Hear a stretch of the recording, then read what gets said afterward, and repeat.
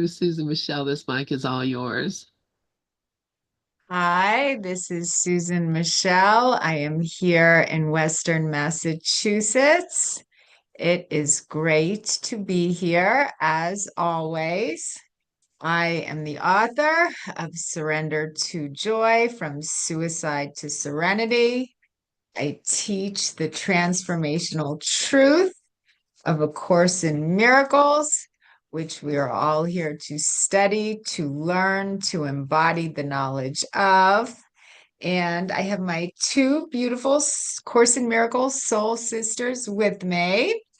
Myrna Skoller is the author of Private Lessons with Jesus, which is a great companion to the workbook for students in A Course in Miracles. She is also the author of at least five other books, which is so amazing. How are you doing today, Myrna? I'm doing wonderful. I always give you the same answer. Wonderful, really, just how I feel. I really wake up in the morning in my right mind, and I'm grateful for that. You know, it's gotten to the point in my life, at this stage in my life where everything I appreciate everything, and that makes you feel really wonderful to appreciate, to feel grateful, to the gratitude is such an important feature in just moving along through life's, difficulties, so to speak. The ego's dictates. So I think feeling wonderful gets us out of that. Um, that point that we feel, you know, we just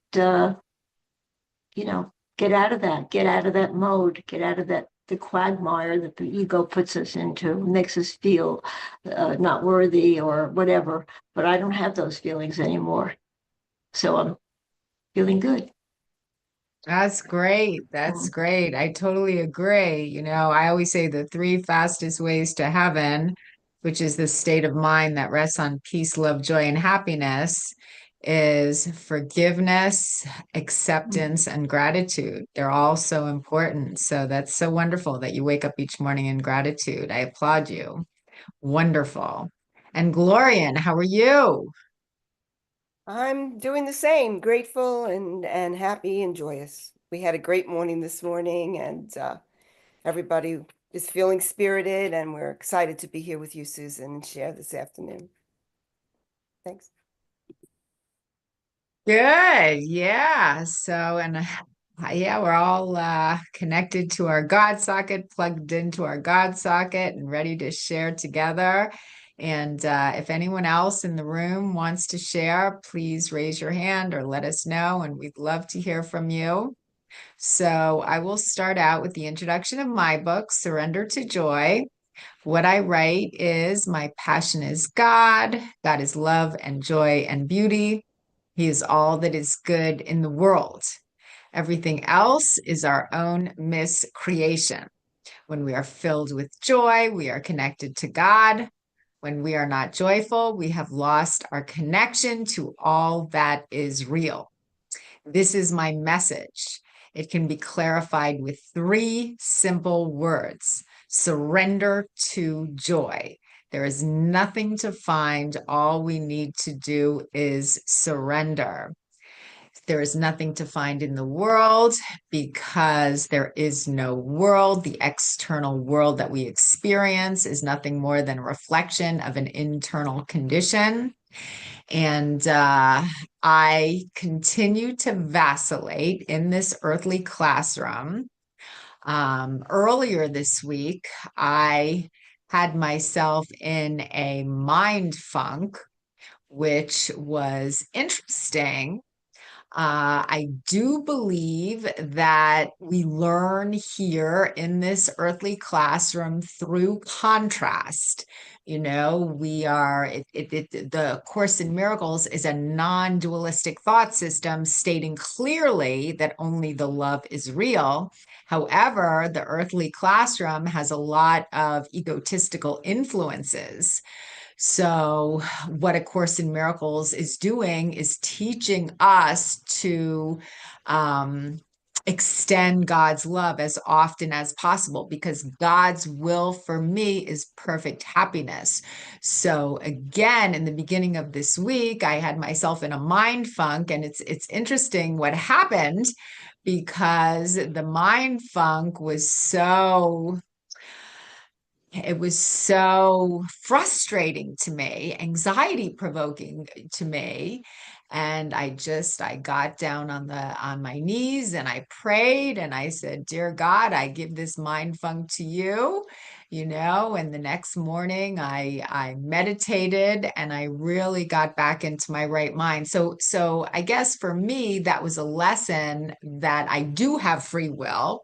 At each and every moment, I can connect to God's love. I can keep myself plugged into my God socket, or, I guess through default, I can allow the ego to take over, but that is just no fun at all.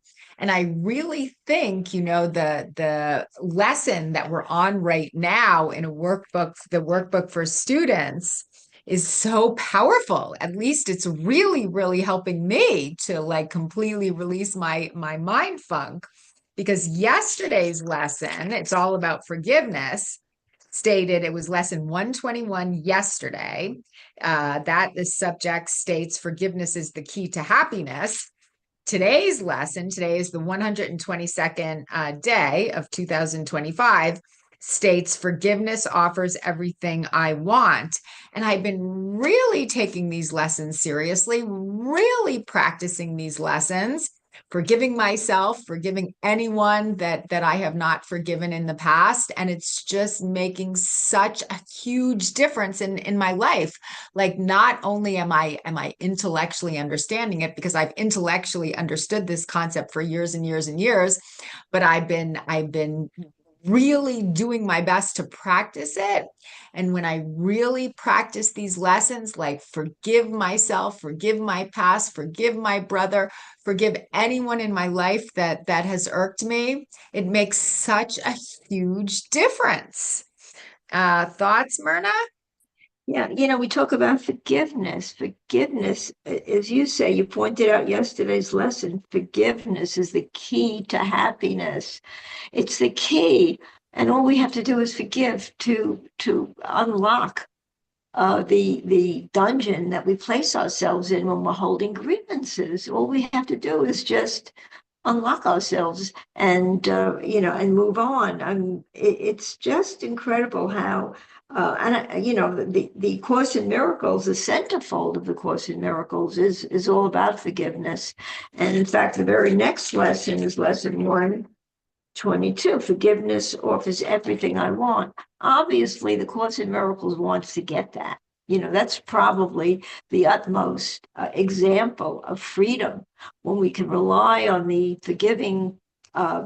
We have it within us to forgive, and we've been given the gift of wisdom, really. And when we rely on that wisdom, it connects us to the notion or the understanding, the truth that it's all part of life. The growth of walking through life's what we ever all the lessons that we place in front of ourselves that are not always so pleasant. And we have to, we go back to forgiveness. When I think of things that are not pleasant within myself, it's because I'm feeling guilty about something. So if I'm feeling guilty, doesn't that require forgiveness? So it's not only a matter of forgiving our brother, it's a matter of forgiving ourselves, recognizing that, that's what we're really meant to do. We walk the path of life with, obstacles. And when we circumvent those obstacles, when we recognize that, that we're at peace by just forgiving, not holding grievances in any way, it's just a wonderful learning part of, I think, life's, what we're meant to learn in life. And the Course stresses that over and over again. So I just love this lesson as well. It's powerful. It really is. And, we think that forgiveness is the hardest thing to do, but it really isn't. It's the easiest thing to do. Once we get into the habit of forgiving, it just unfolds and it offers us peace that everybody wants to feel. We want to feel peaceful, want to feel happy, want to feel just to be, as the Course says. It's not about understanding, it's about just being. Yes, yes, Myrna. Very well said. Glorian? Yeah, beautiful. I love what you both are sharing. And what you said there, Susan, about wandering into temptation. And we all wander into temptation when we listen to the ego, and the ego speaks first. So we do learn through contrast, and that, good, our projections are duality, good, bad, right, wrong. And then we recognize that when we give them up, we move into that oneness of the I am. And that's the healing, that quiet mind.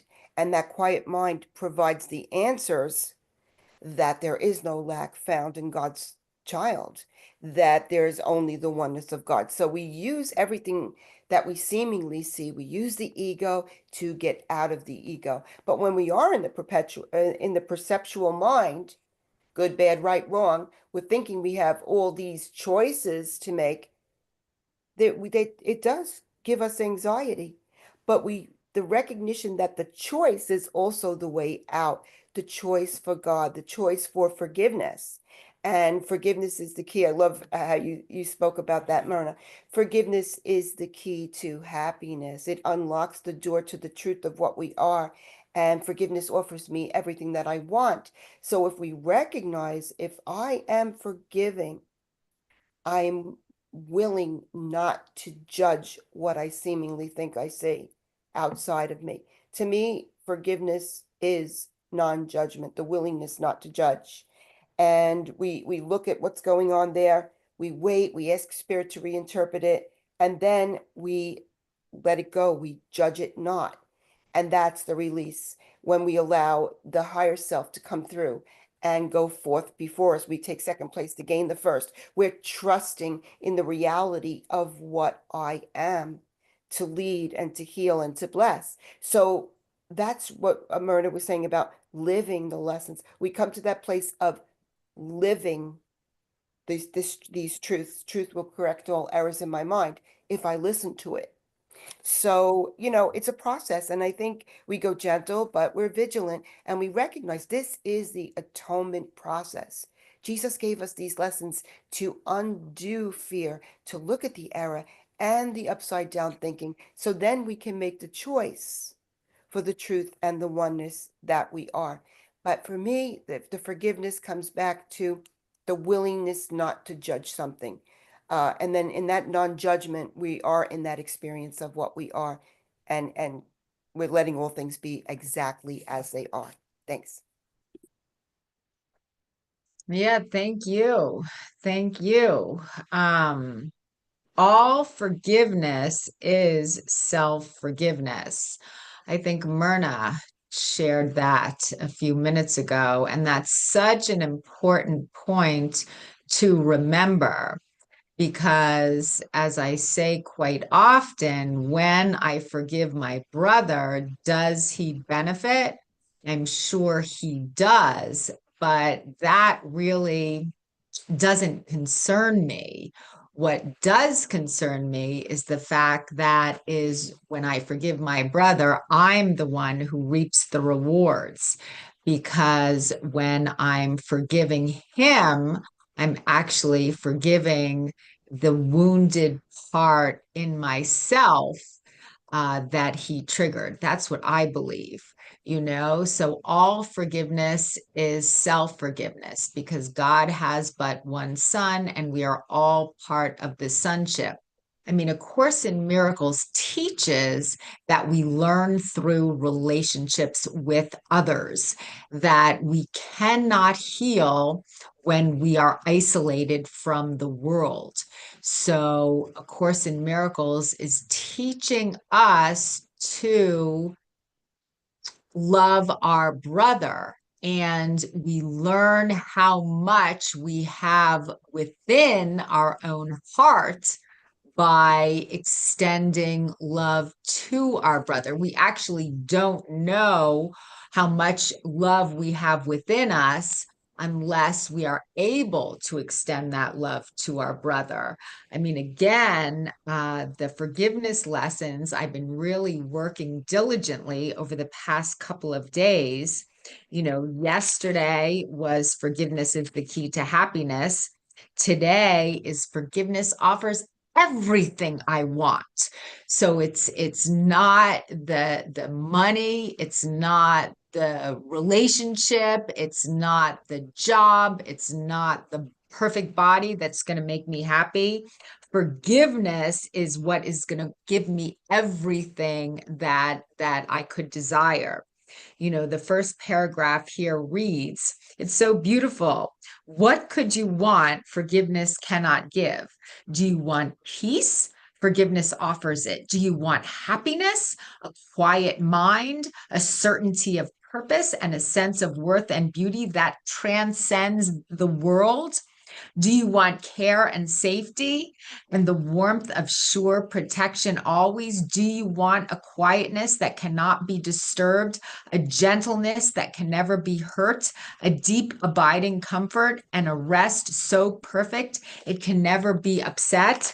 I mean, this is what forgiveness is offering me.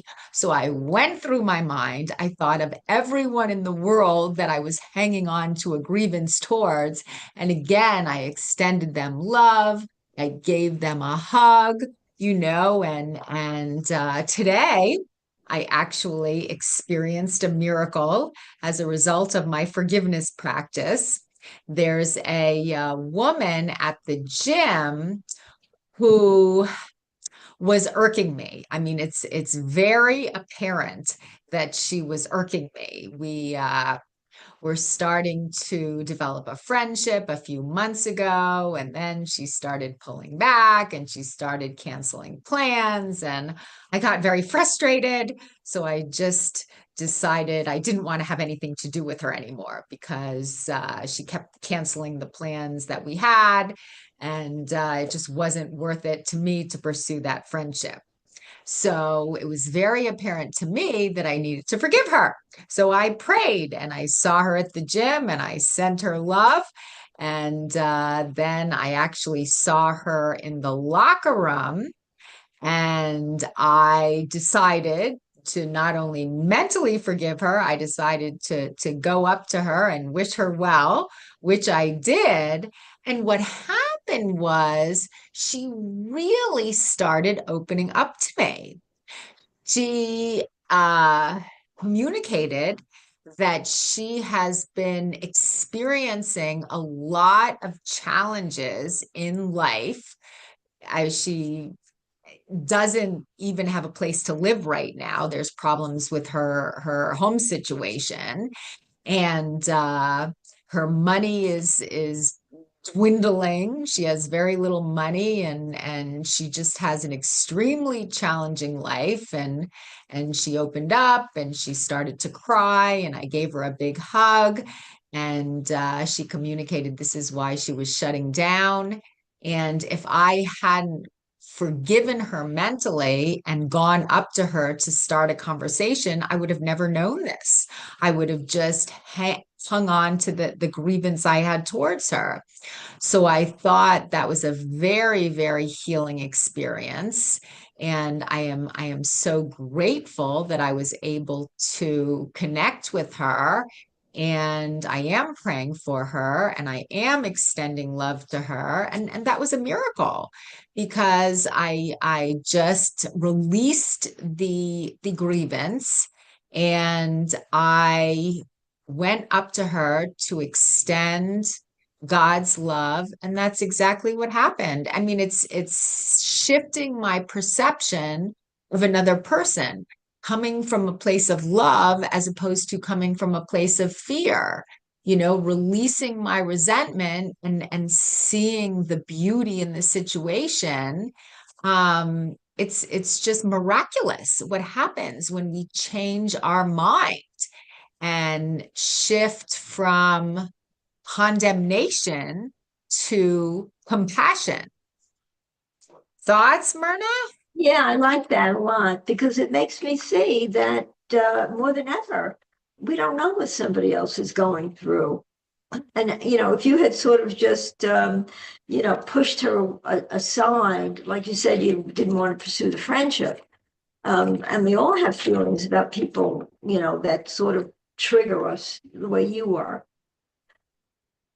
But the fact is she opened up to you, and you're right, by sending her love, by sending forgiveness. So by doing that, when you saw her, there were no grievances.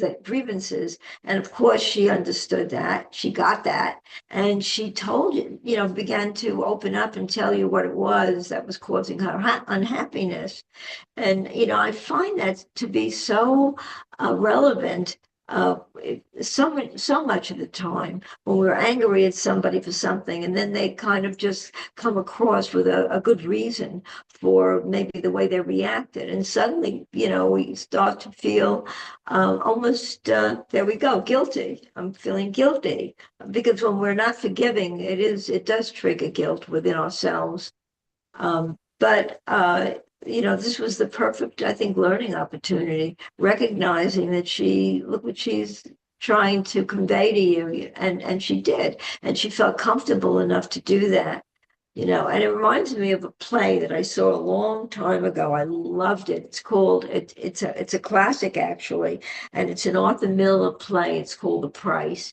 And what I learned, and I always remember that, it's always fresh in my mind, because basically it's a story of people a family gets together over the estate of their father, actually, and they were estranged from each other, sisters, brothers, that didn't talk to each other for years, and they come together at this. The father owned an antique shop, and what you come to learn from that, what he so brilliantly conveys in that play, is that everybody's right and everybody's wrong. Nobody's right and nobody's wrong. Everybody got to sort of, in discussing it, give their viewpoint, and you side with this person and you side with that person and you side, and recognizing, and that was really the whole crux of the play, I believed,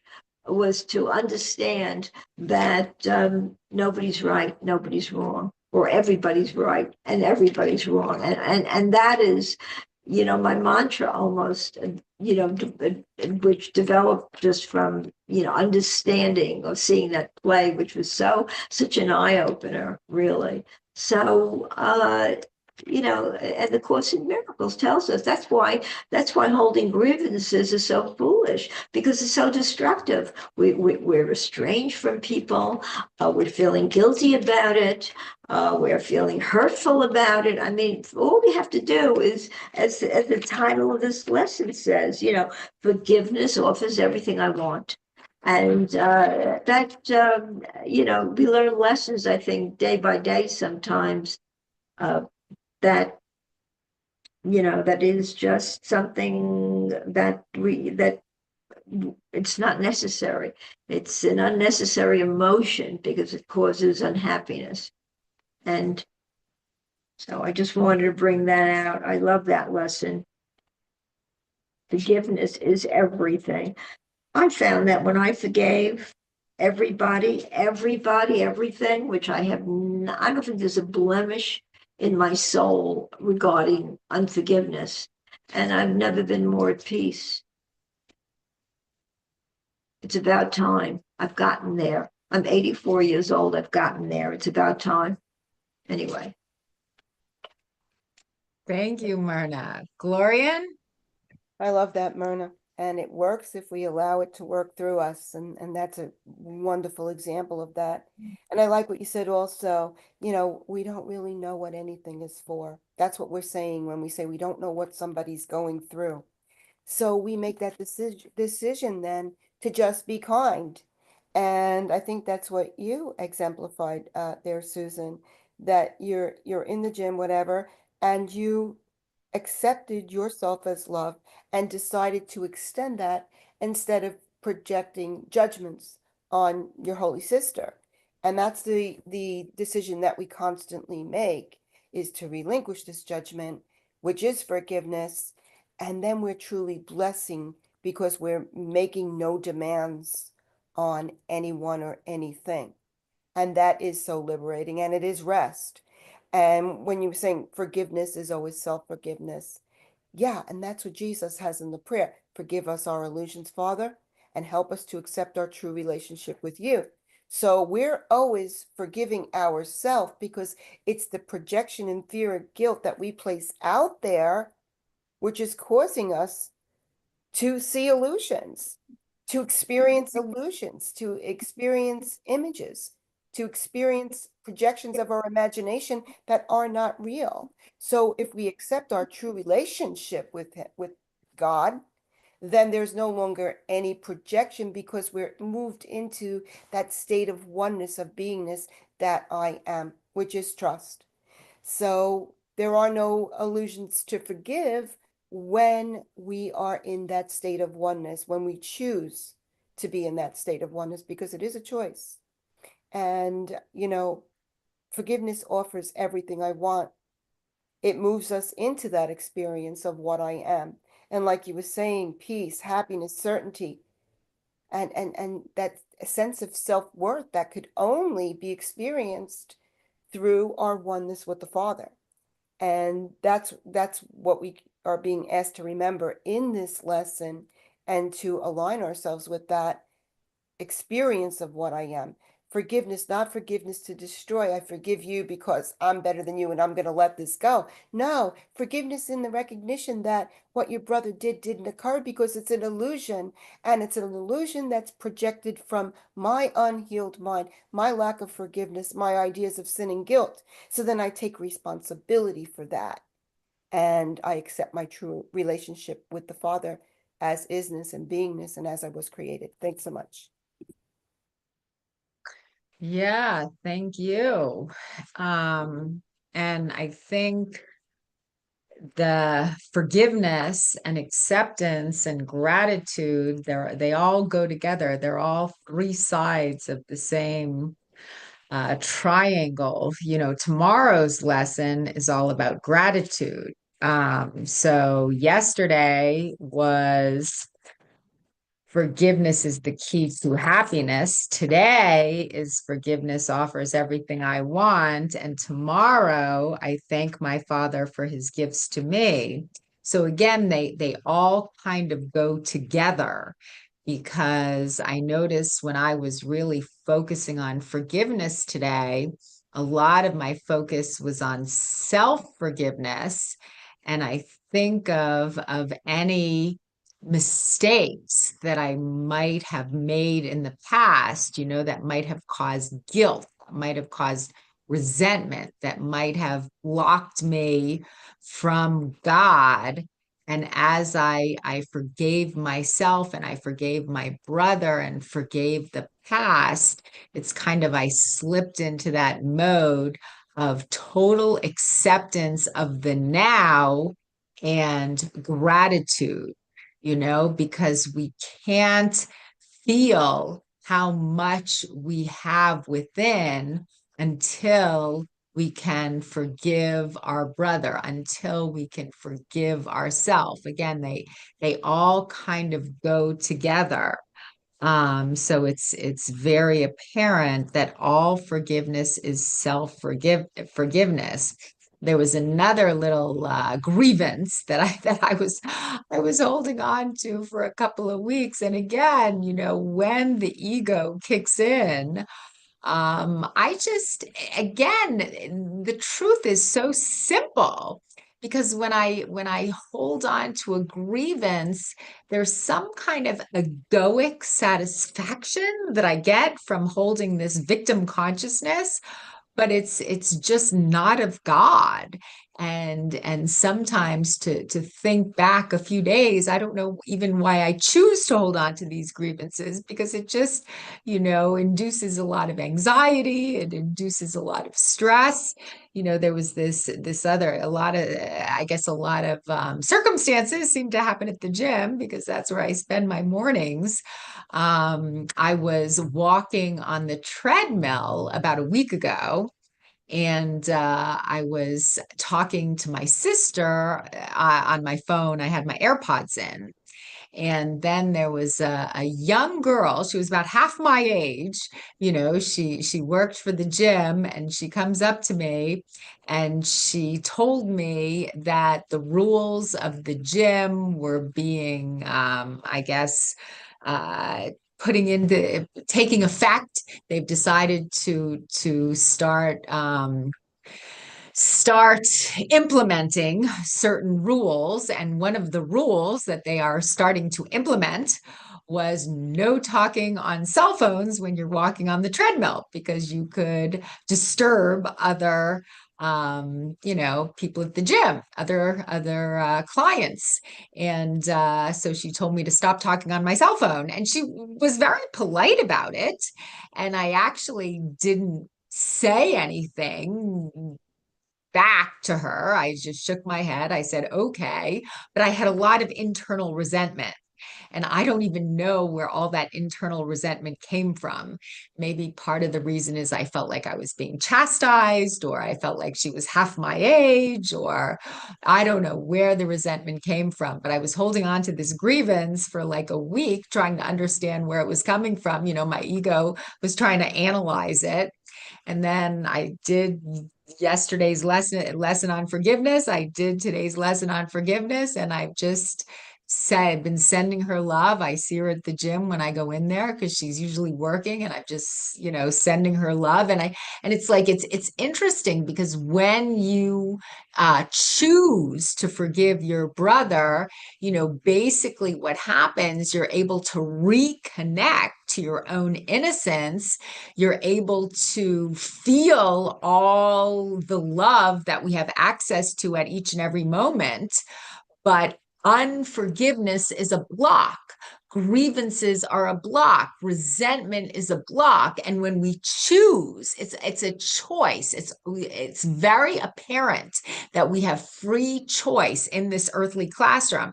And when I make the conscious choice to forgive my brother, I feel my heart expanding. Again, to go from condemnation to compassion is so life altering, because I can feel my connection to God as I choose to release my resentment. So it's just really, I guess these would be examples of living what A Course in Miracles is teaching me to do.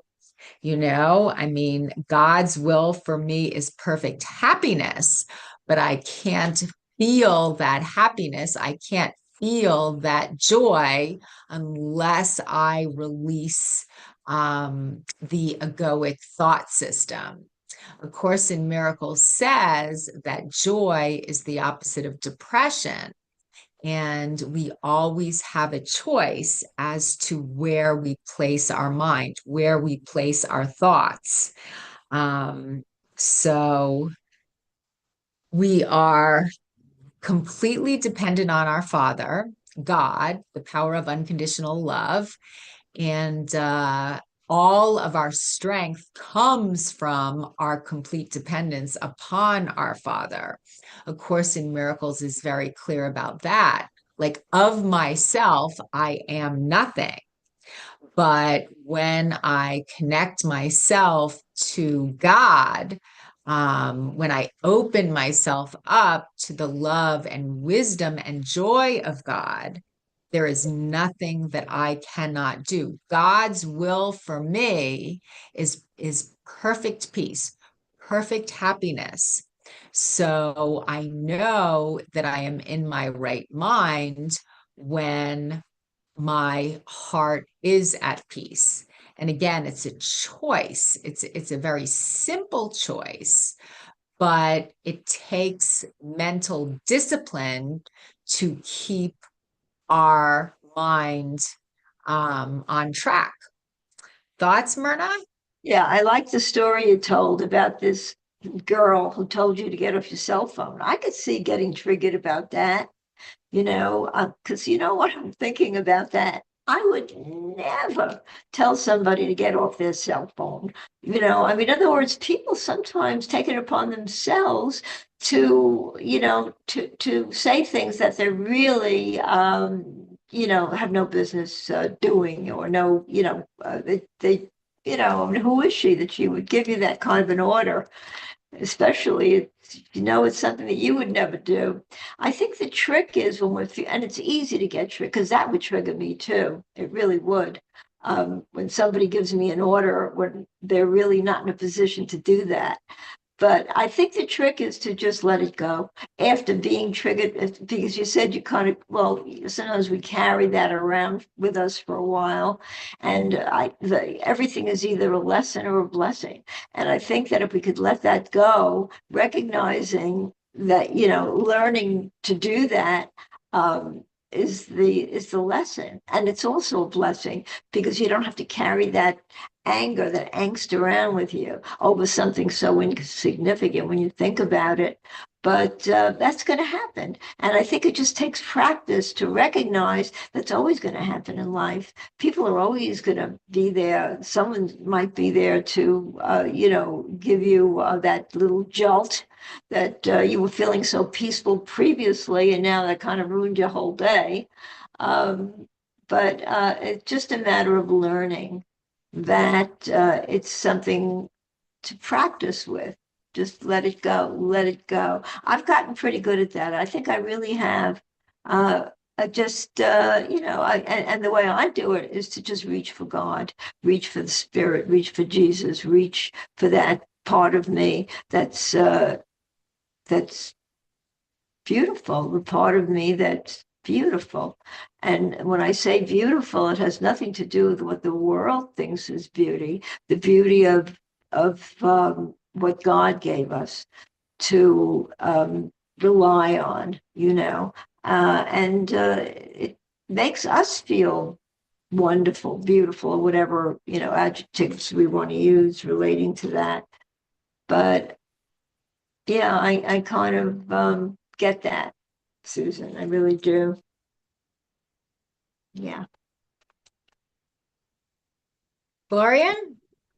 Yeah, I love that, Myrna. That's it. Relying on the good, the holy, and beautiful, which is what we receive from God. But I was sitting here laughing actually when you were talking about that, the girl telling you to get off the cell phone.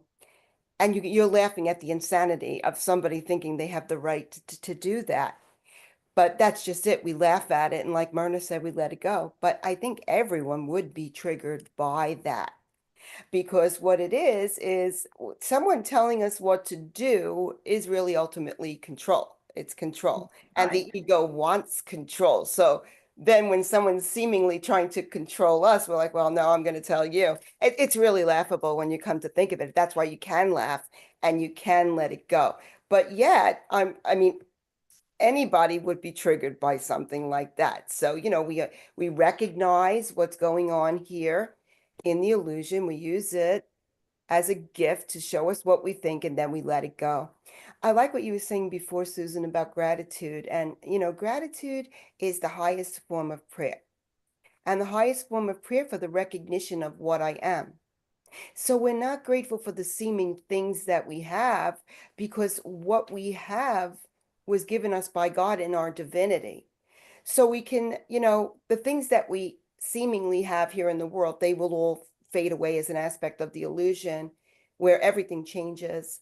But what we are grateful for is that permanency, that permanence, and what am I trying to say? Consistency, permanence, that changeless dwelling place that we experience in the truth of what we are in accepting the Christ for what we are. So, we can appreciate all the different reflections of love's presence that are there, and recognizing that the light beyond those concepts is really our salvation, and knowing that nothing seemingly here will save us. But once we identify with what's beyond that, which is the light that we all share, the universal love and light of God, then that is our salvation.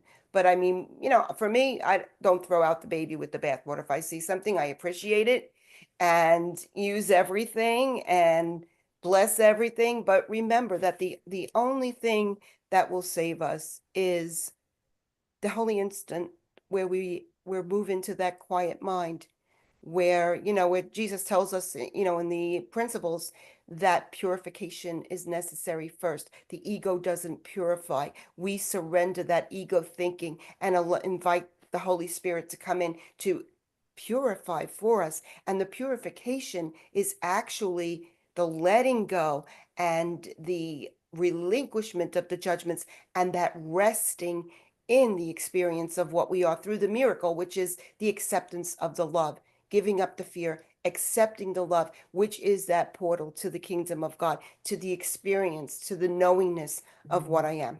Thanks so much. Beautiful, beautiful. I love that. You really explained it, in a very good way.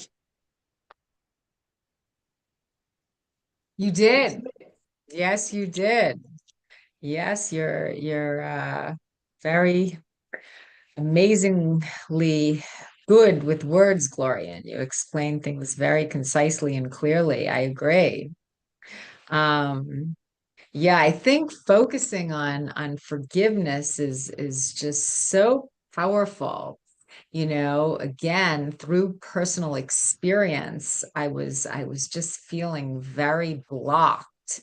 And by focusing on forgiveness, it was so apparent that my blocks released themselves. I mean, A Course in Miracles states that it cannot teach us the meaning of love because love is who and what we are.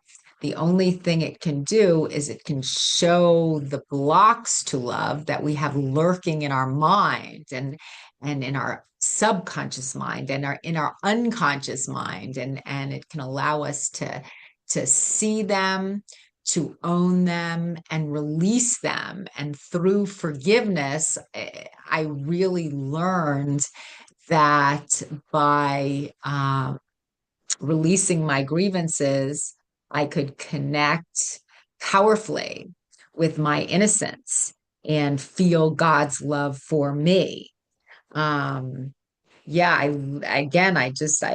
love lesson 122. The second paragraph states that it's talking about peace.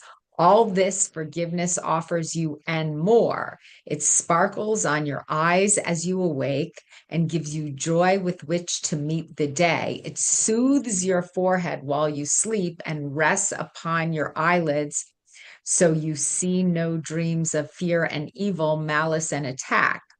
And when you wake again, it offers you another day of happiness and peace. All this forgiveness offers you and more. I mean, again, there have been so many lessons this week. It's amazing. I've had a couple little confrontations with my husband as well. I mean, something else happened when we were laying down to sleep the other night, and this was the day that I was in a funk. I had a mental funk, and things were really irking me, and I kind of wasn't talking about it. And then my husband and I laid down to go to sleep. We were saying good night. And then he said, you haven't been talking about it, but you seem like you have a lot going on. He says to me, "What's wrong?" And so right before we went to sleep, I start sharing him what was on my mind, and it was feeling really good to vent and to release my grievances, and then my voice started getting louder. And then all of a sudden, I think he regretted asking the question because now I was raising my voice and he wanted to go to sleep. And he's like, "Well, why are you yelling right before we're going to bed?" And I said, "Well, you asked me me the question. I'm just, giving you an answer, and it's kind of feeling good to get it off my chest. So, but then we started bickering back and forth. He left the room. I laid down on the bed just to try to go to sleep and forget him. But I was so angry at him, After about 15 minutes, I went down and I saw him in front of the TV, and I took his hand and pulled him back upstairs to bed, and we forgot about the whole incident, and we forgave each other, and we woke up, and I prayed and I meditated, and it was all gone, all gone. So was that my fault? Was that my husband's fault? I don't know. But I do know the answer is always forgiveness. The answer is always forgiving him, forgiving me. And Glorian has a little laughing emoji. It is kind of funny, right? The separation occurred when the Son of God forgot to laugh. So, I mean, laughter and forgiveness heals all. So when A Course in Miracles tells us that the only meaningful prayer is for forgiveness, I really understand what that means, because when we can connect to forgiveness, when we can forgive our brother, when we can forgive ourselves, basically what happens is we embody the essence of innocence. We feel our own innocence, and we remember the truth of who we are. And that's what A Course in Miracles is teaching us. A Course in Miracles is teaching us to remember the truth of who we are, to remember how much abundance we have within us, so because everything that we think we're searching for in the world is not going to make us happy. Everything that our soul desires, we have within us. So A Course in Miracles it's really a course in remembering. It's a course in recognizing everything that we have within ourselves. So it's really amazing how that works. Like, we think there's something outside of ourselves. We think like the Wizard of Oz, like Dorothy and the Tin Man and the Lion and the Scarecrow. They're all marching through the Wizard of Oz, trying to get back home, trying to find the Tin Man is trying to find a heart. The Scarecrow is trying to find courage. Or the Lion is trying to find courage. The Scarecrow is trying to find a brain. They're all searching for something outside of themselves, and what they all find out at the end of their endeavor is that everything that they were searching for outside of themselves existed on the inside all along. So it's about remembering how much we have within us. And that's how we connect to that state of enlightenment, just remembering how much love we have within us, right, Myrna? Yes, yes. You mentioned laughing. That was just spoken about just before we tuned in with each other. I was kind of listening to the talk previously, and that was the subject for a while. That the Course says the Son of God remembered not to laugh. We remembered not to laugh. So it means that when we started to took the world seriously, we started to believe in it, and when we started to believe in the world, we began to get caught up in the world's fear. We developed fear. There was no fear. There's no fear within God, so there's really no fear within us. So that's an emotion that we created alone. And that also created the separation when we considered ourselves apart from everyone else. And it became, I think, more and more intense as time went on, and it all started because we forgot to laugh, and we take things too seriously. That's really what the problem is. And when we take things so seriously, it does create problems that we wouldn't normally have only that we are now becoming connected to or subjugated to, because we are now in a realm of complete separation from God. So I guess when we can laugh, we're really connected to God. And when we laugh with others, with other people, everything lightens up, doesn't it? Doesn't isn't the value of laughing a great part of who we are, the fact that we can laugh, because we really become very much connected to our brother when we're laughing together. Because what are we laughing about? We're kind of just connecting on a level that's completely joyful. One of the things I love about my boyfriend Pat is that it's so easy to make him laugh. So that triggers me to laugh. So when I see him, we see each other mostly on weekends and sometimes during the week, but we do laugh a lot together, and that's a big part of my connection to him.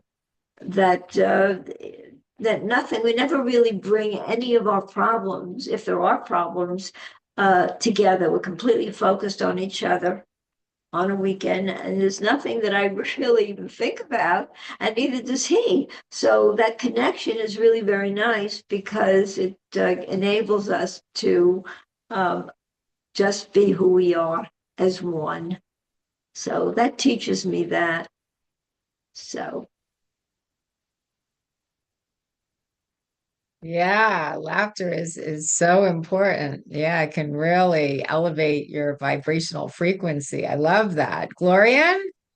Yeah, that's great. And laughter is really the experience of our joy and the letting go of the insanity. It's just not making it real, not making that error real, but recognizing it for what it is, insane thinking.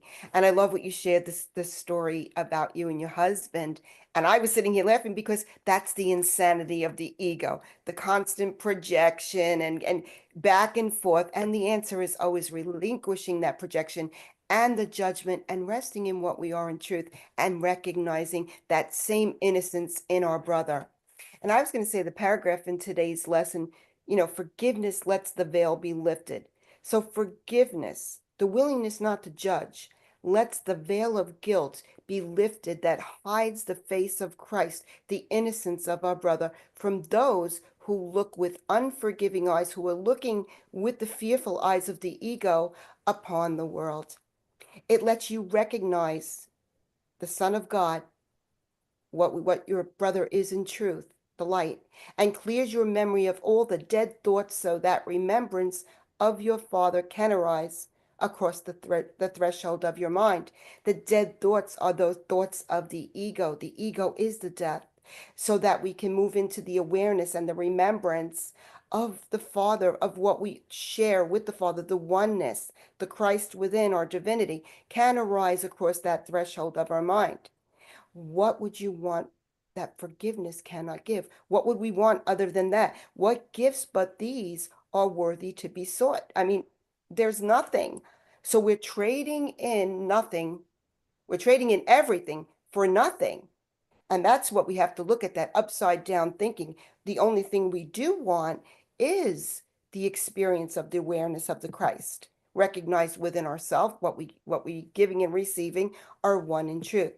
What fancied value, trivial effect, or transient, changing, promise never to be kept can hold more hope than what forgiveness brings. And there again, we're talking about transient, changing, and we're talking about what forgiveness brings us, the experience of that changeless dwelling place where we reside in truth. Thanks so much. Yeah, that's a beautiful paragraph, Gloria, and thank you for reading that. I love that. That's the third paragraph of lesson 122.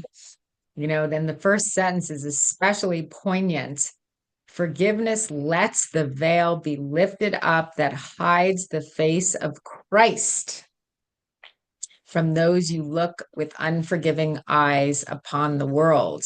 So when we can, and it's funny how it works too, because as I hold on to resentment towards one person, it's basically creating a veil towards everyone. That's why I tell the story of I can't hate the postman and love my partner or my husband, because when I hold on to unforgiveness towards any one part of the sonship, I'm blocking my connection to God and therefore blocking the connection to all of my brothers. But when I can forgive that part of the sonship, when I can forgive the postman or whoever I'm holding on to a grievance towards, I basically open up love. I open up that loving connection with the entire sonship as a whole.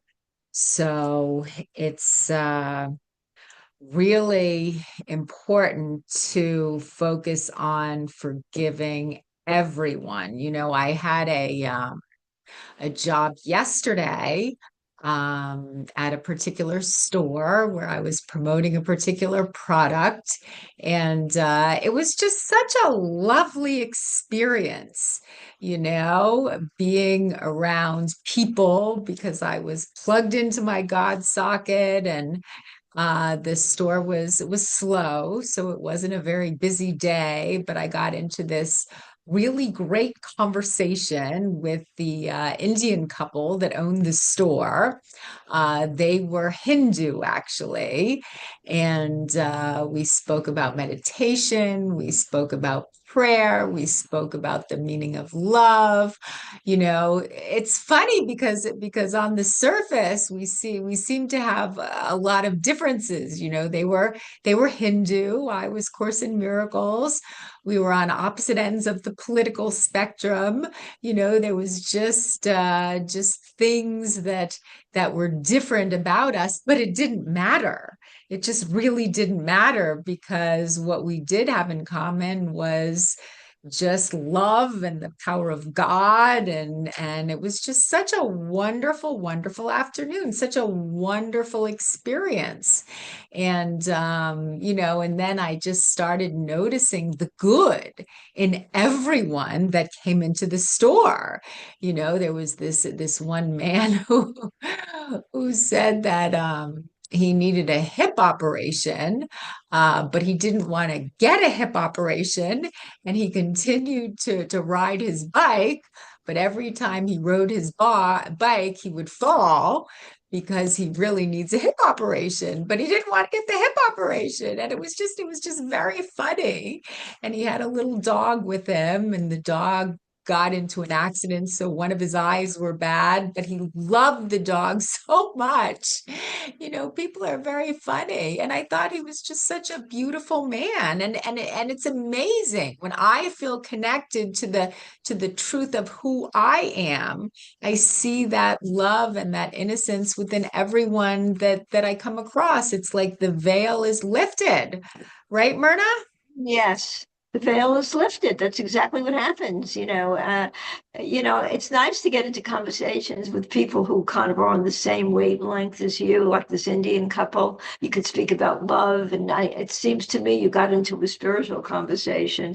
When that happens with strangers, it's wonderful because you're connecting together. You're on the same level. You're on the same thought system, which is beautiful. It shows that when there is no separation, we're all connected. And it becomes obvious when we have, that kind of get a camaraderie with someone else. It's very nice. I like that. I like when those things happen, anyway. Very good.